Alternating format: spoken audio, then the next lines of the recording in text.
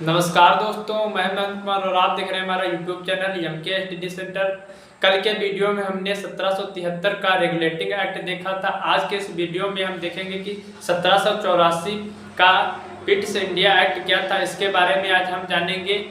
इसमें हम क्या देखने वाले हैं, मेन पॉइंट को हम डिस्कस करते हैं। कल भी हमने मेन पॉइंट को सिर्फ मेन पॉइंट को देखा था, मेन पॉइंट्स को हमने क्लियर किया था। इसमें भी हम मेन ही पॉइंट जो एग्जाम में पूछे जाते हैं यहाँ तक ही आपको, अगर आप यहाँ तक पढ़ लेते हैं तो यहीं से आपके क्वेश्चन बन जाएंगे। चलिए इसको देखते हैं क्या था। अगर आपने कल वाला वीडियो नहीं देखा है रेगुलेटिंग एक्ट वाला, उसको आप वीडियो सेक्शन में जाकर के देख सकते हैं। चलिए इसको हम देखते हैं। विलियम पिट द्वारा लगाया गया। इसमें क्या था कि ये वाला जो एक्ट था ये किसने लगाया था? विलियम पिट ने लगाया था। याद कीजिए किसने लगाया था? विलियम पिट द्वारा लगाया गया। विलियम पिट द्वारा लगाया गया। किस लिए लगाया गया? किस लिए लगाया गया? जो 1773 का रेगुलेटिंग एक्ट था उसमें कुछ पूर्ण रूप से वह नियंत्रण नहीं कर पाया था कंपनी पे, उसमें जो सुधार करने के लिए ये लगाया गया, पिट्स इंडिया एक्ट को लगाया गया। अब यहाँ से हम देखेंगे कि इसका उद्देश्य क्या था कि गवर्नर जनरल के अधिकार स्पष्ट कर देना। जब गवर्नर जनरल को कौन कौन से अधिकार मिले, क्या कर सकता है, क्या नहीं कर सकता, इन सबको स्पष्ट करने के लिए लगाया गया। और प्रशासनिक सुधार करने के लिए, जो प्रशासन में सुधार करने के लिए इसको लगाया गया। और इसमें 1773 में ब्रिटिश सरकार ने ईस्ट इंडिया कंपनी पर नियंत्रण करना शुरू कर दिया था। जो ईस्ट इंडिया कंपनी थे उसमें 1773 के रेगुलेटिंग एक्ट के द्वारा उसने नियंत्रण करना शुरू कर दिया था। परंतु हुआ क्या था कि लेकिन अभी भी कंपनी पर कंट्रोल किसका था? जो कंपनी पर नियंत्रण किसका था? जो कंपनी के डायरेक्टर थे उनका नियंत्रण था, इनका कंट्रोल ऑफ डायरेक्टर, इन लोगों का नियंत्रण था। पूर्ण रूप से सरकार का नियंत्रण नहीं हो पाया था, इसलिए ये हमारा पिट्स इंडिया एक्ट लगाया गया। इसको पूर्ण रूप से नियंत्रण लेने के लिए क्या किया? इस अधिनियम ने राजनीतिक तथा व्यापारिक कार्यों को पृथक कर दिया। जो राजनीतिक के कार्य थे और व्यापारिक कार्य थे इनको अलग अलग कर दिया गया। कैसे अलग अलग किया गया?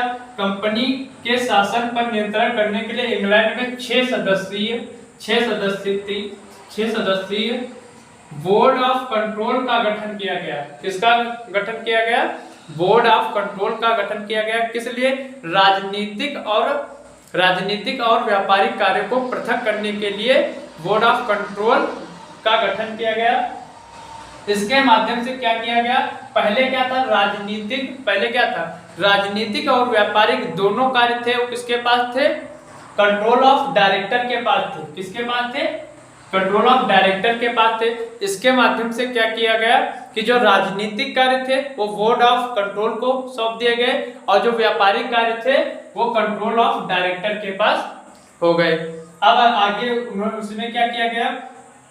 1773 में क्या किया गया था? 1773 में जो गवर्नर जनरल था उसके लिए, उसकी सहायता के लिए 4 सदस्यीय कार्यकारी परिषद का गठन किया गया था। उसमें से एक सदस्य को कैंसिल कर दिया गया। उसमें कितने सदस्य बचे? 3 सदस्य बचे। 3 सदस्य और गवर्नर जनरल को वोट डालने का अधिकार दिया गया। और जो इसमें बोर्ड ऑफ कंट्रोल था इसमें 6 सदस्य थे।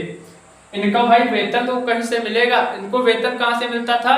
ये भारत के राजस्व की ओर से इनको वेतन दिया जाता था कि भारत में कर और जो कर लेकर के, टैक्स लेकर के, वसूल करके उन्हीं से इनका वेतन चुकाया जाता था। ऐसा नहीं कि काम किसके लिए करते थे? ब्रिटिश के लिए ये लोग कार्य करते थे और जो उनकी वेतन थी वो कहाँ से ले जा रहे थे? भारत से ले जा रहे थे। बहुत ये लोग होशियार लोग थे। इसमें और क्या प्रावधान किए गए इतने महत्वपूर्ण नहीं है, जितना हमने बता दिया है उतने ही तुम्हारे महत्वपूर्ण हैं। कमेंट में बताइएगा आपको ये वीडियो कैसा लगा। अगर आप लोगों को अच्छा लगा है वीडियो तो आप लोग लाइक और कमेंट करते चलिए। अगर आपने, फिर एक बार बता देते हैं कि अगर आपने कल वाला वीडियो नहीं देखा है रेगुलेटिंग एक्ट तो उसको देख लीजिए। उसके माध्यम से ये आपको बहुत ही अच्छी तरीके से समझ में आ जाएगा। धन्यवाद।